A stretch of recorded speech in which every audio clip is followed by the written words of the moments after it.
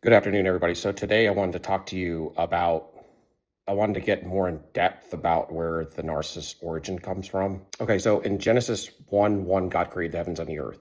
In 1:1, when he created the heavens and the earth, that's when he created all the angelic hosts. This is kind of known as the gap theory or the pre-Adamic era. And then in 1:2, it says the earth was without form or void and there was darkness over the face of the deep of the waters. Things got very chaotic because it looks like in 1:1, everything was made in its perfection and the angelic hosts were created. And at some point in time, there was the rebellion. That's why you see in 1:2 that the earth was without form or void and there was darkness over the face of the deep.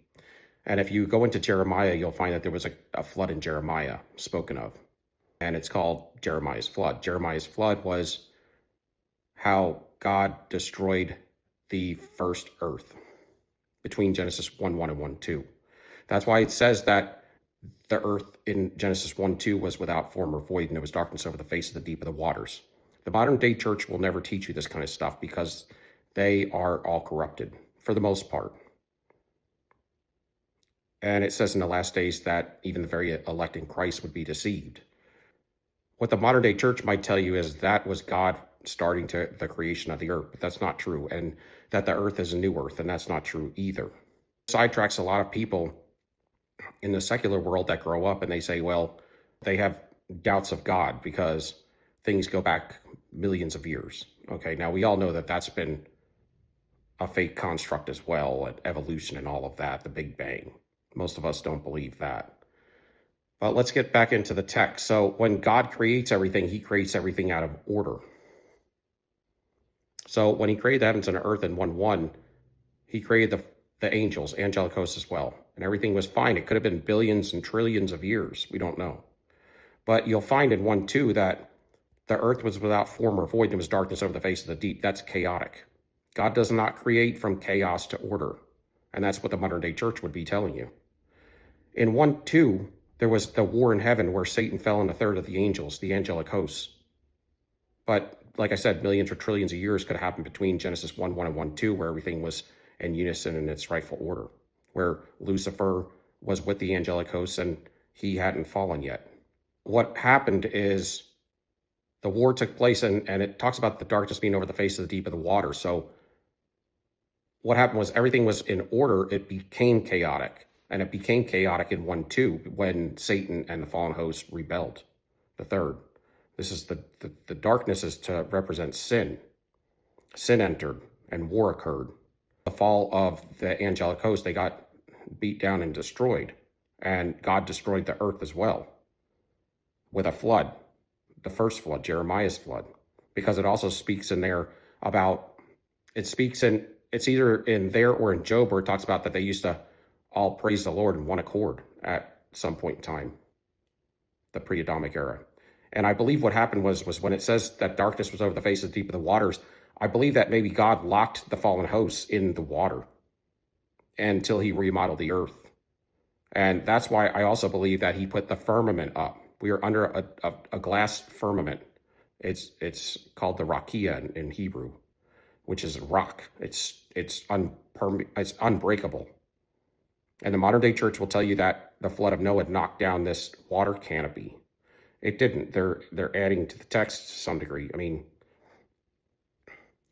what it says in the Bible is that God opened the windows to heaven and ended up pouring more water in. So you're basically in a snow globe. You're on a flat earth in a snow globe.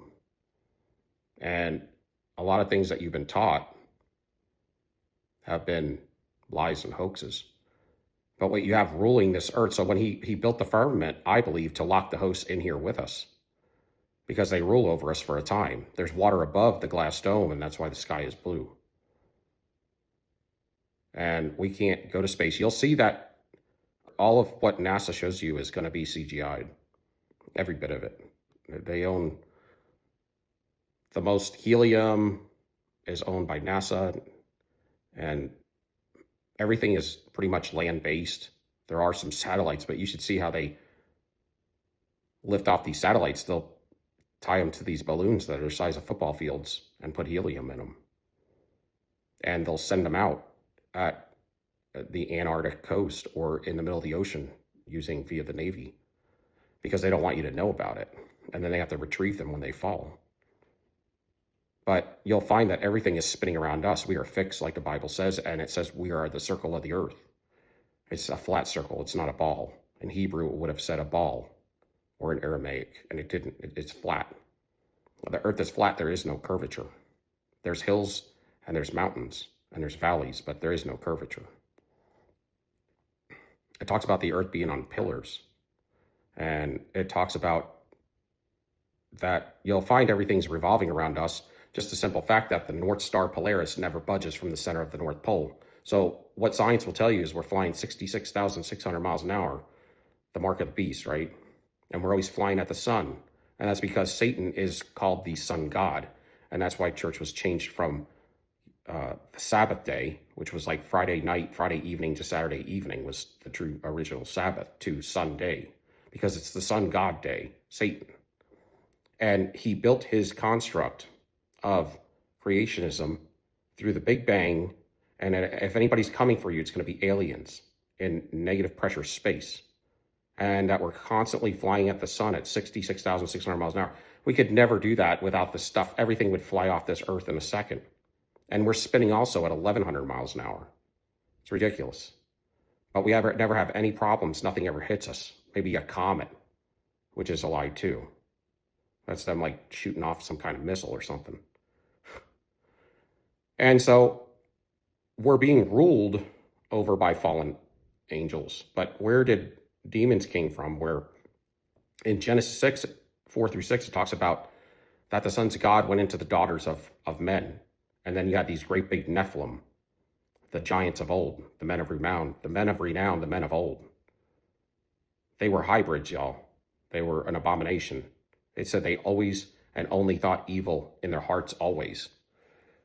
And they were the size of cedar trees. And even pre-flood Noah's Ark, they were even possibly larger than that. Because post-flood, they were the size of cedar trees. And that's where they called them the Titans, the Titanic ones. They were huge. And so the demons are not fallen angels. That's what they tell you in the modern day church. And they're not. Demons are the disembodied spirits of the giants of old, the copulations from fallen angels mixing with human women. We are sons and daughters of men. That's our label. And a son of God is several things. It's anything that God created in its perfection, in its once perfection, not in its perfection as it exists today. So a son of God would be considered an angelic host, a holy angel. A fallen angel is still considered or called a son of God. And because they were made in their perfection before they fell. And Adam is called a son of God, and it's in the Bible. This is all in the canon, in the 66 books, but it talks about Adam being a son of God. Because why? Because he was made in his perfection as well. And then it talks about Christ, Jesus, that he is a son of God, but he is everything. So you got to understand, Jesus is a son of God. He is a son of man because he walked as a man, a human man, to walk out our experience and show us how we're supposed to live in its perfection, that if he could do it, we could do it. He's also the Son of God. So he's everything. And he was not created. So they call him Yeshua, which is the God-man, or God-man in the flesh. And so it would say in the word that angelic hosts, when I think Jesus was asked, and he said that they don't procreate in heaven. Well, the modern day church has, and a lot of people have an issue with that, like they had been neutered or something. I even heard somebody say that one time. It's not true. The sons of God, what the modern day church will tell you is that sinners in Genesis 6 had intercourse with Christians, and that caused big old giants in the land. Now, that's ridiculous. Basically, what they tell you is the sons of Seth had intercourse with, the sons of Cain, or, whatever, the daughter, whatever. And what I'm telling you is that angelic hosts do not procreate in heaven, but fallen angels can do. They have different laws that God has them abide by. And what you'll find is there's the book of Enoch, which talks about this. Now, Enoch was the one that walked with God and was not. Enoch, the book of Enoch is not in our canon, but it is in the Ethiopians' canon. So how do we know that our canon is better than their canon? And then if we want to go to the original canon, like a lot of people say KJV only, King James only, well, King James Bible had another, I think it was 14 books that have been removed since the 1800s. So if we're going to talk about, why aren't we reading just the KJV? And I do think that's the best version. That there was a group of 200 watchers that fell separately. They were here to watch over man, protect us to some degree against the fallen hosts, and they decided to fall as well. And that's what happened. That group were a group of 200 that fell in Genesis 6, 4 through 6. And they were the men of old, the men of renown. They were the copulations, and that's where you get demons from. They had all different copulations. They even copulated that set of 200. This book of Enoch was also found with the Dead Sea Scrolls and also the book of the Giants. And it speaks about how that group of fallen angels had copulated even with animals of the field. I know it sounds gross. And that's where, if there were ever dinosaurs, especially the meat-eating ones, like we know God created that huge dinosaur with the long tail, the size of a cedar tree that's spoken of in Job. But that also, if you look at that dinosaur, it's going to show that it had human-like eyes, and it was very peaceful, and it was grass-eating. But outside of some of those grass-eating dinosaurs, what you'll find is that they all have reptilian eyes and reptilian attributes. That's because the fallen angels that copulated with the beasts of the field and with the human women were all serpent angels. They were seraphim angels. They were of the group of the seraphim angels, the watchers were. That's why you'll see stuff that when people are demonically possessed or whatever, you hear these reptilian shapeshifters, it's true. And they have some attributes of their fallen fathers, the fallen angels. Now, when it talks in the Bible, in the New Testament, in Peter and in Jude, is where it talks about fallen angels being locked in chains until the time of their final judgment. The modern day church will tell you that first, fallen angels are the same as demons, and that fallen angels are locked in chains. That is not true either. Fallen angels that are locked in chains are always spoken of as the ones that were from the time of Noah's Ark, both in Jude and in Peter. They're talking about the set of the 200 that disobeyed God to another level. So I want you to understand this, because when you're talking about the narcissist, you're talking about somebody that's gotten possessed by these types of spirits, that they only thought evil continuously in their hearts. And they didn't go to hell, they didn't go to heaven, they were just forced to roam the earth looking for a body because they were once in a body before. So they are, if you were look at the hierarchy of fallen angels and demons and stuff, demons would be the lower level. And that's why I do believe that you find that the narcissist is somebody that let these things in, and they got to a point where they were reprobate, which is spoken in the word, where they gave up so much of themselves to these things that they couldn't come back. Because, see, demons are fallen angels' copulations, so they were once in a body, and they require a body to do the damage to humans as they can, through our physical realm. The fallen angel can operate to where they could just appear as a human. That's how it happened in the Bible. And it would always be a man. So if it happened always as a man in the Bible, then a holy angel would always come to you as a man, because we have to follow the narrative of the Bible. Now, a fallen angel can show up as anything else, because God has a different set of rules. They're disobedient. But I often wonder if we are locked in here with these fallen angels, and God may have made them. Now, we don't believe in reincarnation for humanity, but he may have put them in a state of reincarnation to just come back over and over. But they arise to what we call the Illuminati or whatever, the ones that rule over us in human form. the powers and thrones that we see, because it seems as if the people that rule over us, their agenda is to where they don't care about death. It's almost like they're coming back to continue this regime. And I think what you find is the narcissists that have given themselves up to the demonic hosts, those are the ones that are the foot soldiers. They put out the lights of regular humanity, and then the fallen angels that are born into humanity over and over, possibly, it's my theory, that they are the ones that rule the hierarchy, the Fortune 500s and all of the countries of the world. And it talks about this a little bit, I think, in Deuteronomy, about how they had dispersed their powers amongst the sons of God, again, which would be the fallen angels.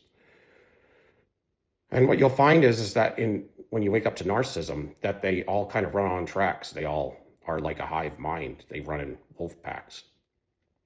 And that you never get any information out of them. It's almost like you don't even know where they came from.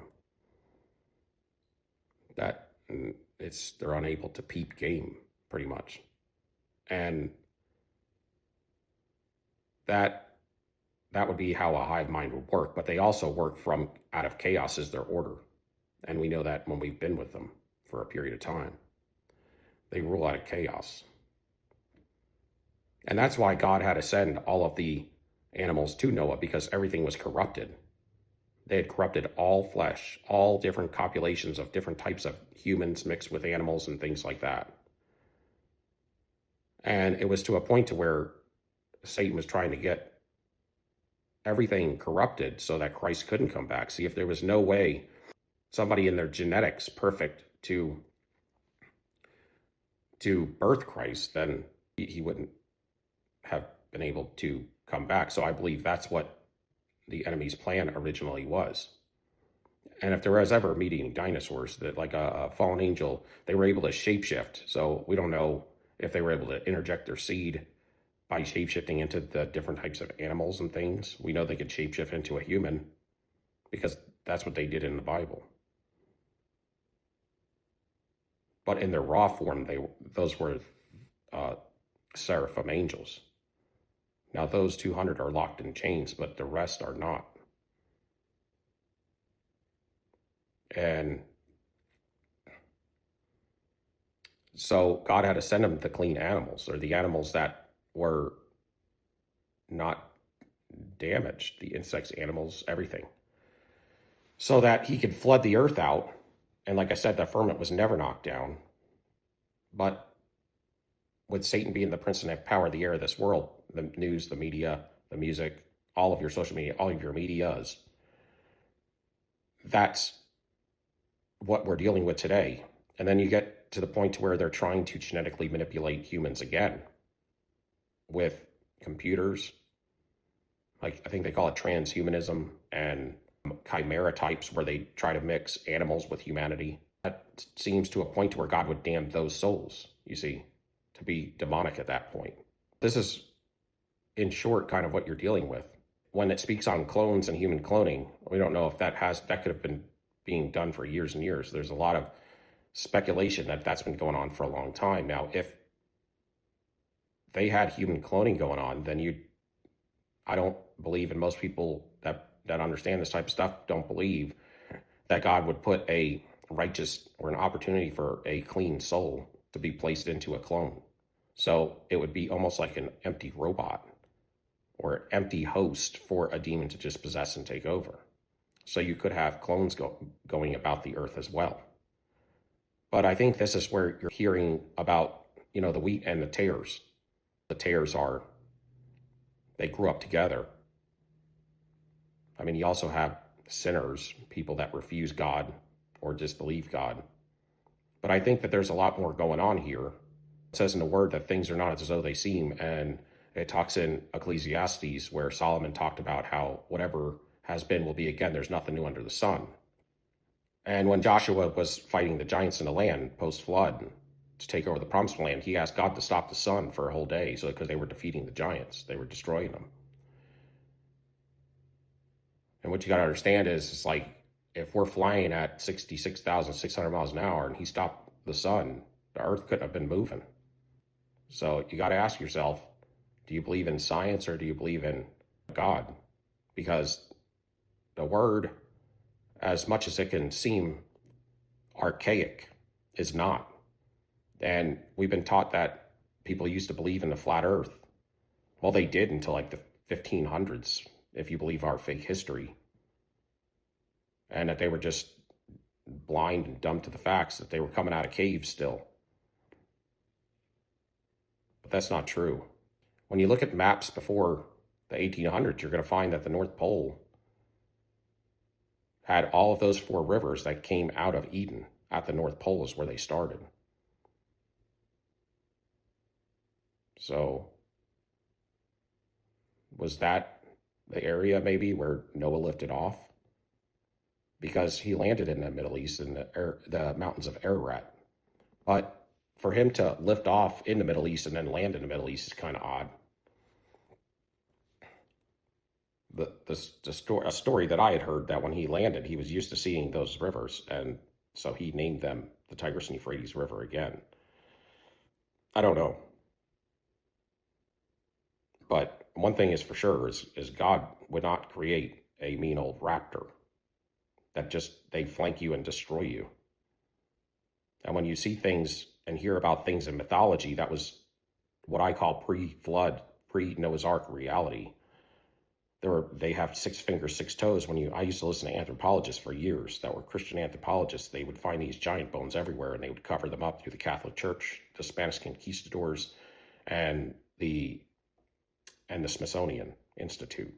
They used to call them Smithsonian digs, because anytime they'd find anything, they'd run out there and collect it. But great big old giants, they had 2 parietal plates, not 3 like we have in our head. The bones that make them up. They had 2 double sets of teeth. 6 fingers, 6 toes. It's spoken of in the word when David fought giants. They would talk about this type of stuff.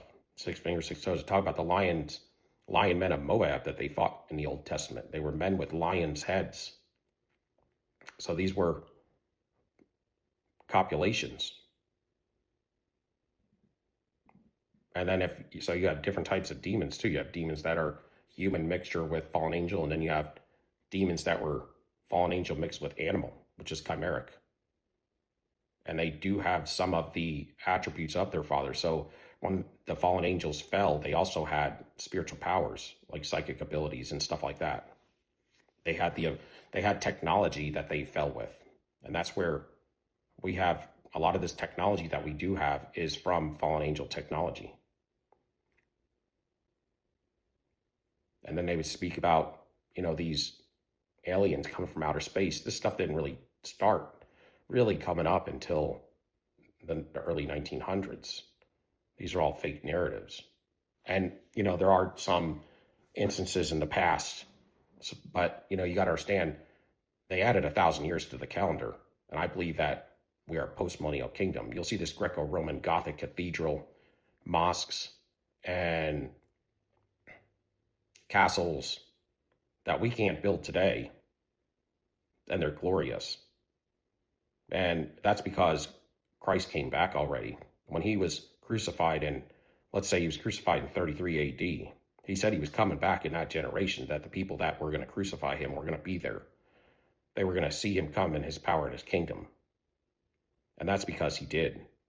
And just because the Bible doesn't speak of technology, it doesn't mean they didn't have it. Just because they had flip-flops and robes on doesn't mean they didn't have technology, cellular phones and computers and all that. My point is that Christ came back in somewhere around 66, 70 AD, and Nero was the Antichrist. He has 666 marked all over him. And I don't know if there was a rapture during the tribulation or the pre-tribulation rapture. I don't think there was. I think a lot of Christians got killed, but that's why the disciples even knew it was imminent. It's spoken all throughout the Gospels that they knew that Christ was coming back shortly. And when we hear about people, well, how were they able to spread the gospel in 40 years? Well, they had technology. It's just not spoken of in the word. It's just kind of obsolete. But it doesn't mean that they didn't have technology. They had technology. And if the tribulation did occur, like I think it did in 70 AD or around that time, it would have all been burnt up in the fervent heat. And what I'm getting at is that I believe they added 1,000 years to the calendar, and I believe that happened when Satan was loosed from the abyss. And I believe that was in and around 1812. I think could have been a rapture at the end of the millennial kingdom, because the first thing you'll find is around the 1830s, when supposedly cameras came out, that there was nothing but empty cities. And there was a great catastrophe that happened. But you're not going to find any dead bodies, because I believe that there was a rapture. And we are in Satan's short season. I've spent 6-7 years on this now. And this is not preterism. My point is, if Christ said he was coming back and it was going to be shortly, and he hasn't come back yet, and it's been over what they tell us 2,000 years. The modern day church will like to tell you that he didn't know any better, or because he was, or, only God the Father knew the day or the hour. Yes, but he was talking to humanity, and he knew the era of which he was coming back. Even Josephus speaks as one of our historians that he saw Christ and his kingdom coming through the clouds in his army in and around 70 AD. All the technology was burnt up in the fervent heat, and he laid down the kingdom and ruled and reigned for 1,000 years. And that's why you'll find this stuff they call Greco-Roman all over the earth. You got to relook at it. We couldn't build it today. All they had was a couple of wagons, a few people coming out of plagues, and they had a chisel and a hammer. These are glorious buildings, and a lot of these buildings, they will tell you, even in America, these Greco-Roman buildings and castles and things are all throughout. And they were built for gigantic people, not Nephilim, but for the saints. They came back in their glorified bodies, and they were bigger and larger than us to rule and reign and to live for 1,000 years. 1,000 years plus. They were more gigantic. And what you will find in history is beautiful paintings of these more gigantic people with smaller versions like us. So there was both our type and size, and then there was the saints that ruled and reigned. And it's kind of obvious they didn't have to use the restroom during the 1,000-year reign, because when we came back, it says then the rest of the dead come back, and then there'll be a year up after Satan's short season for the war of Gog and Magog, which is going to look like another type tribulation or another type of new world order. But when Satan tried to persuade Jesus in his 40 days in the wilderness, before he went about preaching, one of the things one of his temptations was that he ruled all the kingdoms of the earth, and if he would bow down, he would give them all to Jesus. And so it would have to be true if it was a threat, if it was a temptation. So if he ruled all the kingdoms then, you best believe he rules them all now. You'll find that in 1812, there was this thing called the mud flood. That's not spoken of anywhere, but it's labeled as the mud flood conspiracy. And basically what happened was there was a catastrophe that came over the earth. And all of these buildings that are Greco-Roman Gothic cathedral and castles that we have repurposed were sunk in the mud, a lot of them 20 to 30 feet. Some have been dug out, and you'll find old pictures. And some, they just built infrastructure and pavement and sidewalks right up to them as the windows are going into the ground. They had huge doors, huge windows, huge ceilings. But supposedly we were dead, broken, poor. So how did we build all of these dome buildings and stuff? I do believe the dome buildings are to represent that we were still under a firmament. And it talks about the rest of the dead coming back. And I believe what happened was there was a comet set around 1812 that came around the earth, and the sound and the pressure caused the water under the earth to mix with the dirt on top of the earth, and it caused it to liquefy. So the dirt mixed with the water from the sound and the pressure of this comet coming around, and it caused it to turn to liquid mud. So you had anything on the ground that was heavy, it sunk 20 to 30 feet, and then it solidified. California was an island in the 1700s. They'll tell you that they just didn't know any better, but I think it's on 1,000 maps with scores of cartographers, map makers, that they were all precise. Then you ask, well, on a flat earth, how would you hold the water in? Well, it's held in by the firmament. The firmament also goes under the earth. And then you also have this ice wall up. I think it's called the Antarctic Circle. So you can sail around what you think is the globe, but it's not. It's a flat Earth. And there's an ice wall, and it goes on for thousands of miles. And that's why a lot of times they won't let you go to the North Pole or to Antarctica. And if they say they will, they really don't.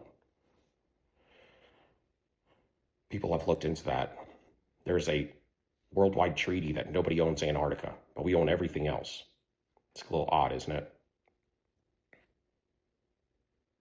And that's why I believe God leaves every era for us. You'll see that a lot of these old burnt out buildings and stuff from the tribulation look like hills and mountains. They look like caves, and if you re-look at them, they're structures. Sometimes the water that's protruding from them is because the plumbing is still operative today, and it's pumping water up the mountain.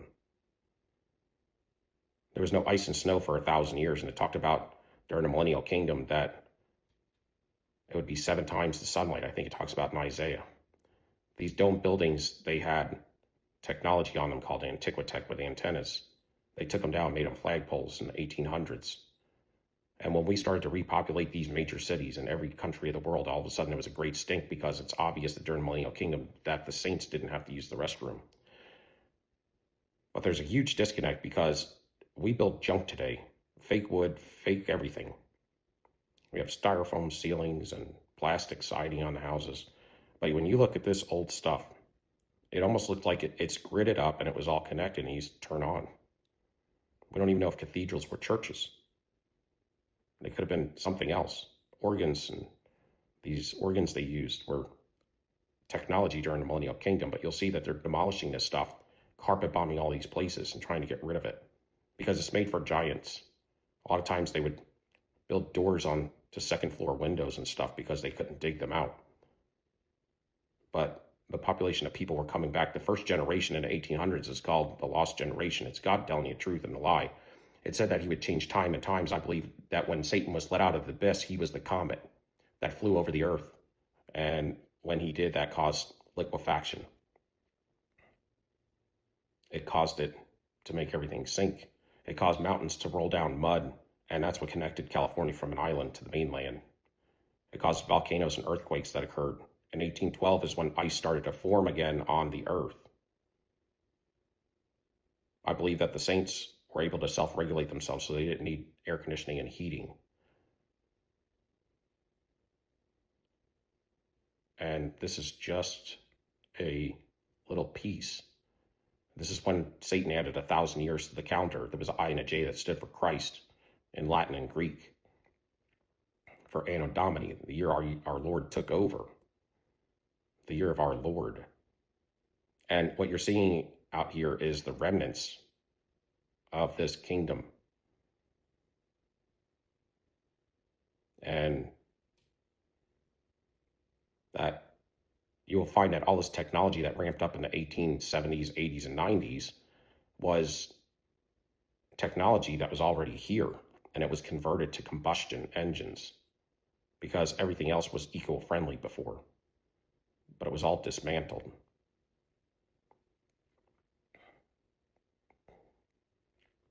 I don't know that anybody that's walked the earth ever knew what era they were in. They were probably deceived by the enemy ever since day one. God has to give him options. That's why when he calls it the circle of the earth, a lot of people believe it's a ball. It's not. But that's some food for thought.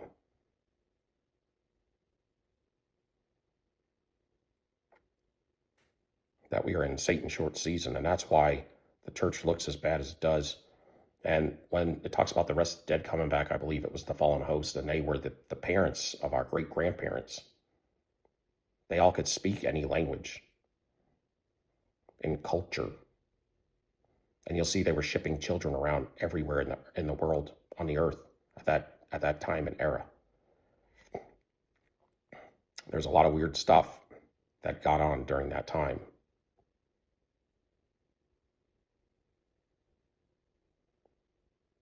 And if it was going to be just a short time that Christ was going to come back, then how do you explain what has happened? It's been 2,000 plus years, and you still have people that are trying to be prophetic, telling you that it's coming any day. I'm here to tell you that it's happened already. What they'd like to tell you is that it was the Dark Ages and nothing happened but plagues and everybody died in the plagues. They cared about Christ and they died in the plagues because they didn't think about science until the 1870s and 80s when we decided to take a hold of science again. And look what we did. You look at these old pictures and there was nothing but this Greco-Roman stuff all over the earth with no people. They were digging it out. All of our forests are less than 200 years old. They were replanted by mankind. And it talks about the children.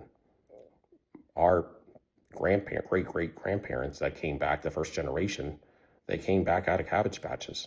That's where you got the Cabbage Patch Kid from. It's from our history. The first movie ever made was a woman pulling live children, live babies out of Cabbage Patches in the 1800s.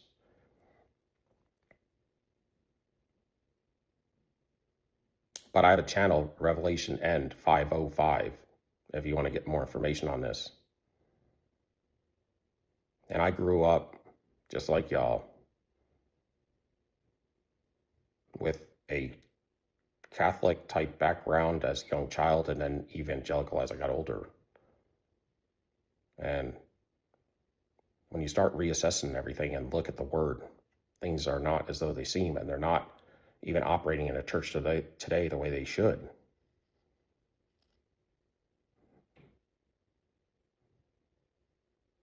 But I do believe that the short season started somewhere after the time of 1812. You'll find everything that was created, or not created, but was made in our society has happened since 1812.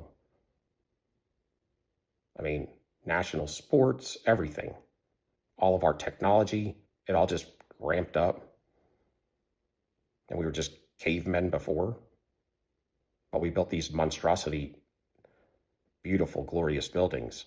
And I believe that they were refaced and defaced. When you see all these sometimes demonic things on them, like gargoyles and stuff, I believe that just as sin had entered the earth again, that the glory came off of these buildings and they became sinful-like. And I believe the saints that the Catholic Church speaks of, that they have been kind of hijacked to some degree. We always used to be like, why are they talking about these saints all the time? Well, maybe those were the ones that came back and ruled and reigned with Christ. And maybe they wrote the word for us during the time of the millennial kingdom.